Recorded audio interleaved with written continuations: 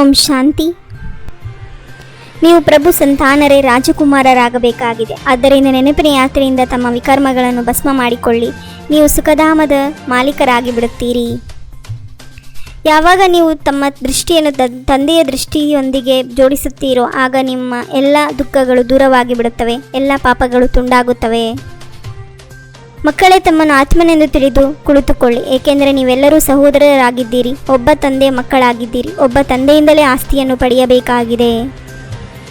ದೃಷ್ಟಿಯನ್ನು ಜೋಡಿಸುವುದರ ಅರ್ಥ ತಮ್ಮನ್ನು ಆತ್ಮನೆಂದು ತಿಳಿದು ತಂದೆಯನ್ನು ನೆನಪು ಮಾಡಿ. ಇದು ನೆನಪಿನ ಯಾತ್ರೆಯಾಗಿದೆ. ಇದಕ್ಕೆ ಯೋಗಾಗ್ನಿ ಎಂದು ಹೇಳಲಾಗುತ್ತದೆ.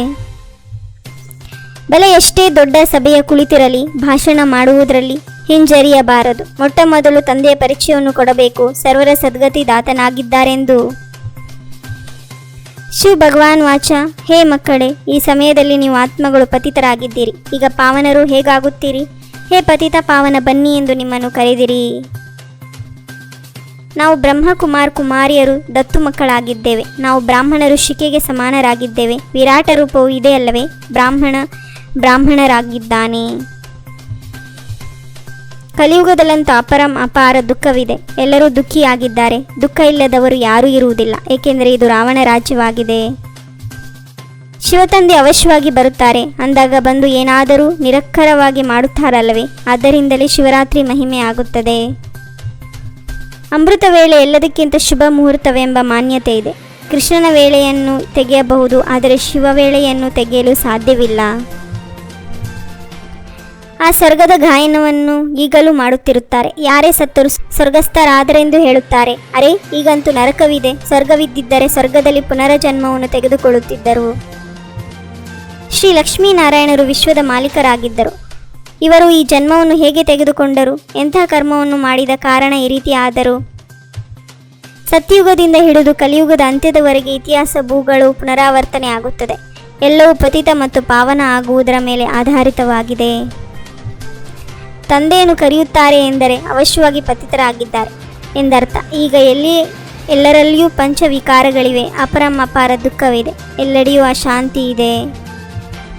ತಂದೆ ಅವಶ್ಯವಾಗಿ ಬರುವುದು ಗೃಹಸ್ಥ ಮಾರ್ಗದಲ್ಲಿಯೇ.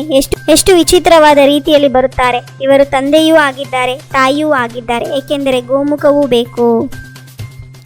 ಈಗಂತೂ ಅಪಾರ ದುಃಖವಿದೆ. ದುಃಖದ ಪರ್ವತಗಳೇ ಬೀಳುವುದಿದೆ. ಯದಾ ಯದಾ ಧರ್ಮಸ್ಯ ಗ್ಲಾನಿರ್ಭವತಿ ಭಾರತ. ಇದರ ಅರ್ಥವನ್ನು ತಿಳಿದುಕೊಂಡಿಲ್ಲ. 7 ದಿನಗಳ ಸಾಪ್ತಾಹಿಕ ಶಿಕ್ಷಣವನ್ನು ತೆಗೆದುಕೊಂಡರೆ ನೀವು ನಿಮ್ಮನ್ನು 21 ಜನ್ಮಗಳಿಗಾಗಿ ಪಾಪಾತ್ಮರಿಂದ ಪುಣ್ಯಾತ್ಮರನ್ನಾಗಿ ಮಾಡಿಬಿಡುತ್ತೇವೆ. ಹೀಗೆ ತಿಳಿಸಿಕೊಡಿ.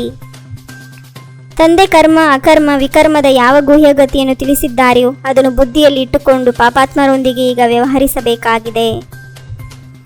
ಶ್ರೀಮತದನುಸಾರ ಒಬ್ಬ ತಂದೆಯೊಂದಿಗೆ ಈಗ ಬುದ್ಧಿಯನ್ನು ಇಡಬೇಕಾಗಿದೆ. ದುಃಖಧಾಮವನ್ನು ಸುಖಧಾಮವನ್ನಾಗಿ ಮಾಡಲು ಪತಿತರಿಂದ ಪಾವನರಾಗುವ ಪುರುಷಾರ್ಥ ಮಾಡಬೇಕಾಗಿದೆ. ಜ್ಞಾನಪೂರ್ಣರಾಗಿ ಸರ್ವ ವ್ಯರ್ಥದ ಪ್ರಶ್ನೆಗಳ ಯಜ್ಞದಲ್ಲಿ ಸ್ವಾಹ ಮಾಡುವಂತಹ ನಿರ್ವಿಘ್ನ ಭವ. ಸದಾ ಉತ್ಸಾಹದಲ್ಲಿರುವುದು ಮತ್ತು ಅನ್ಯರಲ್ಲೂ ಸಹ ಉತ್ಸಾಹ ತರುವುದು ಇದೇ ನಿಮ್ಮ ಕರ್ತವ್ಯವಾಗಿದೆ. ಪ್ರಶ್ನೆ ಚಿತ್ತರಾಗುವುದು ಅರ್ಥಾತ್ ಬೇಸರ ಆಗುವುದು ನಿಶ್ಚಿತ ಮತ್ತು ವಿಜಯ ಜನ್ಮ ಸದ್ದ ಅಧಿಕಾರವಾಗಿದೆ. ಈ ಗೌರವದಲ್ಲಿದ್ದಾಗ ಬೇಸರ ಆಗುವುದಿಲ್ಲ.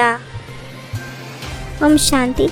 21 ಜನ್ಮಕ್ಕಾಗಿ 21 ಪರಮಾತ್ಮನ ಮಹಾವಾಕ್ಯವನ್ನು ಆಲಿಸಿ ತಮ್ಮದೇ ಆದಂಥ ಈ ಚಾನಲ್ಗೆ ಲೈಕ್ ಮಾಡಿ, ಶೇರ್ ಮಾಡಿ, ಸಬ್ಸ್ಕ್ರೈಬ್ ಆಗುವುದನ್ನು ಮರೆಯಬೇಡಿ. ಓಂ ಶಾಂತಿ.